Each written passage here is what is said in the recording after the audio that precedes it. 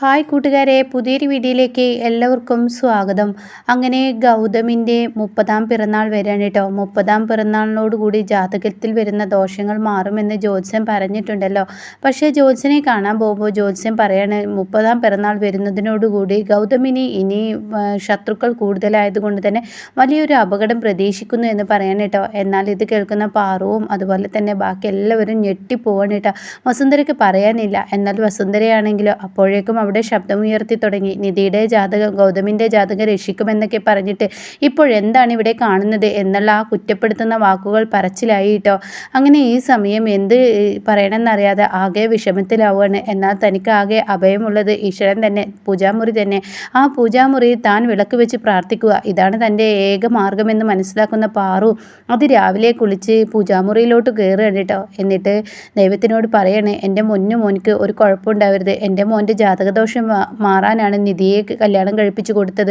വസു പറയുന്നത് പോലെ ഇനിയും എൻ്റെ കുഞ്ഞിന് ഓരോ ആപത്ത് വന്നാൽ നിധിയും അതിൻ്റെ പഴി കേൾക്കേണ്ടി വരും. അതുകൊണ്ട് എൻ്റെ ദൈവം എൻ്റെ വാക്കുകൾക്ക് വില നൽകണേ. എൻ്റെ കുഞ്ഞിന് യാതൊരു കുഴപ്പം ഉണ്ടാവരുത്, എൻ്റെ കുഞ്ഞിനെ കാത്തോളണേ എന്നൊക്കെ പറഞ്ഞ് പൂജാമുറിയിൽ പൂജിക്കുന്ന സമയത്ത് ആ മാല കൃഷ്ണൻ്റെ വിഗ്രഹത്തിൽ ഇട്ടുകൊടുക്കുന്ന സമയത്ത് നിലവിളക്ക് കത്തിച്ച് വെച്ചിട്ടുണ്ടല്ലോ, അതിൽ തീയണ്ട അണയാണ് കേട്ടോ. അതോടുകൂടി പാറു ആകെ പേടിക്കാണ്. ഈശ്വര, ഇതിൻ്റെ സൂചന എന്താണ്? എനിക്ക് മനസ്സിലാവുന്നില്ലല്ലോ. എന്താണ് ദൈവം ഇതിൻ്റെ സൂചന കാണിച്ചു വെച്ചിരിക്കുന്നത്? എനിക്കറിയില്ലല്ലോ എന്ന് പറഞ്ഞ് പാറു കരയുന്നു കേട്ടോ. എങ്കിലും കൂടി തൻ്റെ മനസ്സിൽ ആ സൂചന കാണിച്ചത്, എൻ്റെ മോൻ എന്തോ അപകടം വരാനുണ്ട് എന്ന് കാണിച്ചത് താൻ ശ്രദ്ധിക്കുക, അതായിരിക്കും നല്ലത് എന്നിങ്ങനെ പാറുവിനെ ചിന്തിക്കുകയാണ്. ഇത് മറ്റുള്ളവരോട് കഴിയുന്നതും പറയാതിരിക്കുകയാണ് ഏറ്റവും നല്ല മാർഗം എന്ന് മനസ്സിലാക്കുന്ന പാറു ആരോടും പറയുന്നില്ല കേട്ടോ. പിന്നീട് നിധിയാണ് കാണിക്കുന്നത്. ഗൗതം ഇങ്ങനെ നന്നായി കിടന്നിറങ്ങുന്നു. തലേ ദിവസം പുതിയൊരു എഗ്രിമെൻറ്റിൽ ഗൗതം സൈൻ ചെയ്തിട്ടുണ്ട്. ഒരു പുതിയ പ്രൊജക്റ്റ് ആയിരിക്കും കേട്ടോ. അതിൻ്റെ ക്ഷീണത്തിൽ ഗൗതം നന്നായി ഉറങ്ങിയിരിക്കുന്നു. അങ്ങനെ ഗൗതം എത്ര എണീപ്പിച്ചിട്ടും എണീക്കുന്നില്ല. ഗൗതമിനെ നിധി വിളിക്കുന്നു. നിധി പറയാണ്, ഗൗതം എണീക്ക്, എന്താ നീ ഇങ്ങനെ കിടക്കുന്നു? ഗൗതം എണീക്ക്. അയ്യോ നിധി, നീ എന്നെ ബുദ്ധിമുട്ടിക്കല്ലേ, കുറച്ചു നേരം കൂടി കിടക്കട്ടെ എന്ന് പറഞ്ഞിട്ട് വീണ്ടും ഇങ്ങനെ സംസാരിക്കുകയാണ് കേട്ടോ. അപ്പോൾ ഉടൻ തന്നെ അവിടെ നിധി പറയണം, അങ്ങനെയൊന്നും പറഞ്ഞാൽ പറ്റില്ല ഗൗതം, നീ എണീറ്റേ പറ്റുള്ളൂ, നീ എണീക്ക്, എന്നിട്ട് ഈ കോഫി ഒന്ന് കുടിച്ചേ. ഇല്ല, കുറച്ച് നേരം കൂടി കിടക്കട്ടെ എന്ന് പറഞ്ഞ് വീണ്ടും നിധിയോട് വാശി പിടിക്കുമ്പോൾ നിധി അങ്ങനെ വിട്ടാൽ ശരിയാവില്ലല്ലോ എന്ന് പറഞ്ഞിട്ട് ഗൗതമിൻ്റെ കൈകൾ പിടിച്ചു വലിച്ചിട്ട് ബാത്റൂമിലോട്ട് കൊണ്ടുപോവാണ്. എന്നിട്ട് പറയും, നീ ചായ ഇവിടെ, കോഫി ഇവിടെ ഇരിക്കട്ടെ, നീ ബ്രഷ് ചെയ്യ്, തലയിലൂടെ ഞാൻ വെള്ളം ഒഴിച്ചു തരാം എന്നൊക്കെ പറഞ്ഞിട്ട് ഗൗതമിനെ എന്ത് ചെയ്യുന്നു, നിധി ബാത്റൂമിലോട്ട് തള്ളിവിടുകയാണ് കേട്ടോ. അങ്ങനെ ബാത്റൂമിലെത്തിയ ഗൗതം ചെന്ന പാടെ ഹീറ്ററിൻ്റെ സ്വിച്ച് അങ്ങ് ഓണാക്കുന്നതിനോടുകൂടി അതിലങ്ങ് ഗൗതം ഷോക്ക് അടിക്കുകയാണ്. എന്നാൽ ഗൗതം അതിലടച്ചിട്ടില്ല. അപ്പോഴേക്കും നിധി അയ്യോ എന്നുള്ള നിലവിളി കേൾക്കുന്നതിനോടുകൂടി നിധി എന്ത് പറ്റി ഗൗതം എന്ന് പറയുമ്പോൾ ഗൗതം ഈ ഷോക്ക് അടിച്ച് ഇങ്ങനെ വെറുങ്കലിച്ച് നിൽക്കുന്നത് കാണാനായിട്ടാ. അത് കാണുന്നതിനോടുകൂടി നിധി എന്ത് ചെയ്യും, അതിനുള്ളിൽ ഒരു സ്റ്റൂള് വെച്ചിരുന്ന ആ സ്റ്റൂള് കൊണ്ട് ഗൗതമിൻ്റെ കൈക്ക് നന്നായി അങ്ങ് അടിക്കണം കേട്ടോ. അതോടുകൂടി ഗൗതം അങ്ങ് തെറിക്കുകയാണ്. ഇതേ സമയം ഗൗതം അയ്യോ എന്ന് പറഞ്ഞ് തളർന്ന് നിധിയുടെ കൈകളിൽ അങ്ങ് വീഴാണ്. അങ്ങനെ നിധി താങ്ങി പിടിച്ച് ഗൗതമിനെ റൂമിലോട്ട് കൊണ്ടുവരുമ്പോൾ പാർവതി എന്ന് പറഞ്ഞ് നിലവിളിക്കുകയാണ് കേട്ടോ. അങ്ങനെ നിധിയുടെ നിലവിളി കേട്ട് പാറു ഓടിയെത്താണ്. അപ്പോഴേക്കും വസുന്ധരയും ശിവാനിയും എല്ലാവരും എത്തുന്നു കേട്ടോ. യാമിനി എത്തുന്നു, ഗോപി മാത്രം അവിടെ ഇല്ല. അങ്ങനെ എല്ലാവരും എത്തുന്നു. എന്തു പറ്റി എന്നിങ്ങനെ പാറു നിധിയോട് ചോദിക്കുമ്പോൾ ഗൗതമിന് ബാത്റൂമിൽ നിന്ന് ഷോക്കേറ്റു. എന്തുകൊണ്ടോ അവിടെ ഒരു സ്റ്റൂൾ ഉണ്ടായിരുന്നു, അതുകൊണ്ട് ഞാൻ അടിച്ചു, അതുകൊണ്ട് ഗൗതം രക്ഷപ്പെട്ടു എന്ന് പറയാൻ കേട്ടോ. ഇത് കേൾക്കുന്ന പാറു പൂജാമുറിയിൽ തനിക്ക് കാണിച്ചെന്ന ആ സൂചന, ഈശ്വര എൻ്റെ കുഞ്ഞിന് എന്തോ ആപത്തുണ്ടല്ലോ എന്ന് പറഞ്ഞിട്ട് പാറു കരയാണ്. ഈശ്വര, എൻ്റെ കുഞ്ഞിനെ ജ്യോത്സ്യം പറഞ്ഞതാണ്, 30-ാം പിറന്നാൾ കഴിയുന്നതിനോട് കൂടി പല ആപത്തുകളും വരും, ശത്രുക്കൾ ഒരുപാടുള്ളത് കൊണ്ട് ഗൗതം ഒന്ന് സൂക്ഷിക്കുന്നത് നല്ലതാണെന്ന്. ഇനി ഞാൻ എന്ത് ചെയ്യും എന്ന് പറഞ്ഞ് പാറു കരയാനിട്ട്. അപ്പോഴേക്കും ഗൗതം അത് ഷോക്ക് എന്നൊക്കെ പറഞ്ഞത് അതൊരു ജാതകദോഷം എന്ന് പറഞ്ഞ് വരുത്തണ്ട പാറു, നിർത്ത് എന്ന് പറയണ്ട. അപ്പോഴേക്കും പാറു പറയണം, അങ്ങനെയല്ല മോനെ, നീ ഞാൻ പറയുന്നതെന്ന് കേൾക്ക്, ഇത് എൻ്റെ അടുത്ത് പറ്റിയ വിഡ്ഢിത്തരമാണ്. ഇന്ന് രാവിലെ ഞാൻ മിക്സി ഓണാക്കുമ്പോൾ അതിൽ നിന്ന് എന്നെ ഷോക്കേറ്റു. അപ്പോഴെന്നെ ഞാൻ മനസ്സുകൊണ്ട് തീരുമാനിച്ചതാണ് വയറിങ്ങേരെ വിളിച്ച് ജസ്റ്റ് ഒന്ന് ചെക്ക് ചെയ്യാൻ, പക്ഷേ ഞാനത് ചെയ്തില്ല. ഇലക്ട്രീഷ്യനെ വിളിച്ച് അത് ചെയ്യാത്തത് കൊണ്ടാണ് ഇതൊക്കെ വന്നതെന്ന് പറഞ്ഞ് പാറു ആ കുറ്റം ഏറ്റെടുക്കാനിട്ടാ.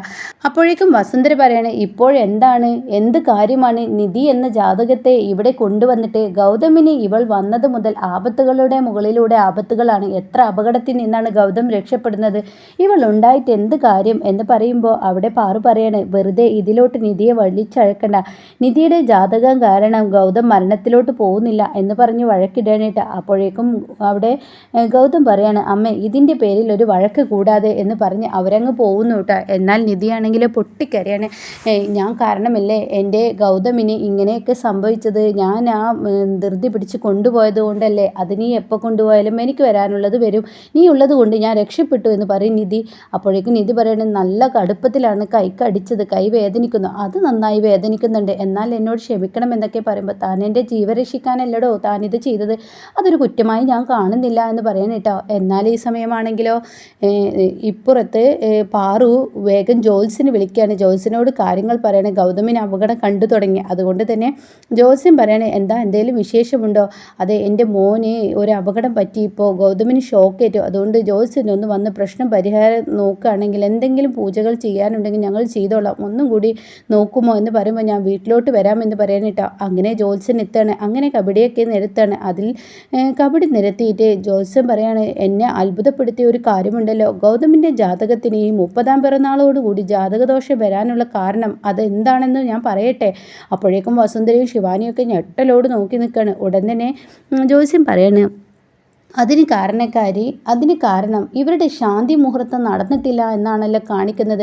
ഞാൻ നല്ലൊരു ശാന്തി മുഹൂർത്തം ഇവർക്ക് കുറിച്ചതാണല്ലോ, അത് എന്തുകൊണ്ട് നടന്നില്ലേ എന്ന് ചോദിക്കുമ്പോൾ പാറു പറയാണ്, ഇവരുടെ ശാന്തി മുഹൂർത്തം നടന്നില്ല ജോത്സ്യ എന്ന് പറയണം കേട്ടോ. അത് കേൾക്കുന്ന ജോത്സ്യൻ, എന്താ നിങ്ങളീ പറയുന്നത്, ജാതകത്തിൽ ഏറ്റവും വലുതാണ് ഈ ശാന്തി മുഹൂർത്തം നടക്കൽ, അത് കാര്യം നിർബന്ധമാണ്. എന്താ ഗൗതം, നിനക്ക് ഈ നിധിയുമായി പങ്കുചേരാൻ നിനക്ക് കഴിയില്ലേ, എന്തെങ്കിലും പ്രശ്നം നിനക്കുണ്ടോ എന്ന് ചോദിക്കുമ്പോൾ ഗൗതം പറയാണ്, എനിക്കൊരു കുഴപ്പവുമില്ല, നിധിയോട് ഞാൻ പറഞ്ഞതാണ്, നമ്മുടെ വംശത്തിനും അതുപോലെ തന്നെ നമ്മുടെ കുടുംബത്തിനും നമ്മുടെ എല്ലാത്തിനും വേണ്ടിയിട്ടാണ് നമ്മുടെ ഈ ഒത്തുചേരൽ, അല്ലാതെ നമ്മുടെ സുഖത്തിന് വേണ്ടിയിട്ടല്ല എന്ന് അവളോട് ഞാൻ പറഞ്ഞതാണ്. അപ്പം നിധി, നിനക്കെന്താ ഗൗതമിനെ പിടിക്കാത്തത് കൊണ്ടാണോ നീ അവനുമായി ഒത്തുചേരാൻ താല്പര്യപ്പെടാത്തത്, ശാന്തി മുഹൂർത്തത്തിന് ഇഷ്ടപ്പെടാത്തത് എന്ന് ചോദിക്കുമ്പോൾ നിധിയെ കുറ്റം പറയണ്ട എന്ന് പാറു പറയാനിട്ടോ. അതിന് കാരണക്കാരി ഈ നിൽക്കുന്ന ശിവാനിയാണ് എന്ന് പറയണ്ട. അത് കേൾക്കുന്ന ജോത്സ്യൻ, എന്താണ് ഇവിടെ സംഭവിച്ചതെന്നറിയാതെ കഥകൾ ചോദിക്കാനിട്ട. അങ്ങനെ ആ ഒരു ശാന്തി മുഹൂർത്തം നടക്കുന്നതിന് അന്ന് ശിവാനി കാട്ടിക്കൂട്ടി ആ കോലാഹലങ്ങൾ അങ്ങ് ജോത്സ്യന് മുന്നിൽ വിവരിക്കാനിട്ടോ. ഇത് കേൾക്കുന്ന ജോത്സ്യൻ അങ്ങ് ഞെട്ടിപ്പോവാണ്. ഇതേ സമയം വസുന്ധരയാണെങ്കിൽ, എങ്ങനെ പോയാലും എന്ത് പോയാലും ഇവരുടെ ശാന്തി മുഹൂർത്തം, ഞാനിത് നടക്കാതിരിക്കാൻ എന്തൊക്കെ നോക്കുന്നു, എന്നാൽ ഈ ജോത്സ്യൻ കാരണം ഇവരെ കൂടുതൽ കൂട്ടിയോജിപ്പിക്കുകയാണല്ലോ എന്നിങ്ങനെ വസുന്ധര ചിന്തിക്കുമ്പോൾ ജോത്സ്യൻ പറയാണ്, ഇവിടെ നിധിയാണല്ലോ തീരുമാനമെടുത്തത്, നിധി കാരണമാണല്ലോ ഇങ്ങനെ ഒരു പ്രശ്നം വന്നത്, അല്ലായിരുന്നെങ്കിൽ ജോത്സ്യനെ കുറ്റം പറയണ്ട, കാരണം നിധിയുടെ ജാതകം ഗൗതമിനെ രക്ഷിച്ചിരുന്നു, ഇവർ തമ്മിൽ ശാന്തി മുഹൂർത്തം നടക്കുകയായിരുന്നെങ്കിൽ എന്ന് പറഞ്ഞിട്ട് പറയാണ്, ഒരു പണി ചെയ്തേക്ക്, ഇനി ആകെ ഒരു രക്ഷ ഇതേ ഉള്ളൂ, നിങ്ങൾ ശാന്തി മുഹൂർത്തത്തിനുള്ള ഒരു മുഹൂർത്തം ഞാൻ കുറിക്കാം, ഞാനൊന്ന് നോക്കട്ടെ എന്ന് പറഞ്ഞ് തൻ്റെ പുസ്തകമെടുത്ത് അതിലിരുന്ന് നോക്കുകയാണ് കേട്ടോ. എന്നിട്ട് അതിൽ നിന്നും പറയാണ്, നാളെ തന്നെ ശാന്തി മുഹൂർത്തം നടത്തണം. അപ്പോൾ അത് കേൾക്കുന്ന നിധി ഞെട്ടി. ഉടൻ തന്നെ പാറു പറയാം, ആയിക്കോട്ടെ. ശിവാനിക്ക് വാക്കുകളില്ല, ശിവാനിക്ക് ആകെ സങ്കടമാവാണ് കേട്ടോ. ഈ സമയം ശിവാനി വസുന്ധരയെ നോക്കുകയാണ്. അപ്പോൾ വസുന്ധര പറയാണ്, ഒരിക്കലും നടക്കില്ല, നാളെ ഞങ്ങൾക്ക് പുതിയ ഒരു പ്രൊജക്റ്റ് തുടങ്ങുകയാണ്, അതിൻ്റെ മീറ്റിങ്ങും കാര്യങ്ങളൊക്കെ നടക്കണം, അതിൻ്റെ ഒരു ഫംഗ്ഷൻ തന്നെ ഉണ്ട് എന്ന് പറയട്ടോ.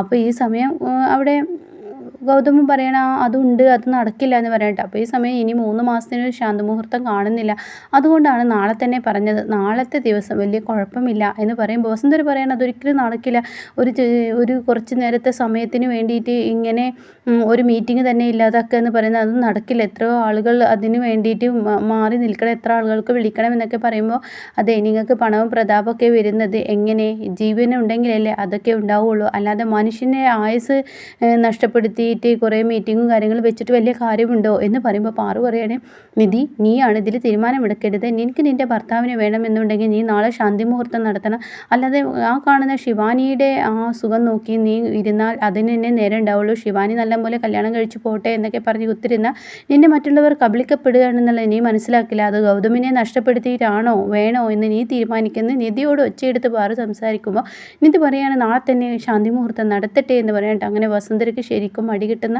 ആ നാളുകളാണ്. വസുന്ധരയുടെ ആ ഇതൊക്കെ പോയി നാളെ തന്നെ ശാന്തി മുഹൂർത്തം നടത്തുന്ന ആ ഒരു തീരുമാനത്തിലോട്ട് പോകുന്ന എപ്പിസോഡുകളാണ് കേട്ടോ ഇനി വരാനിരിക്കുന്നത്.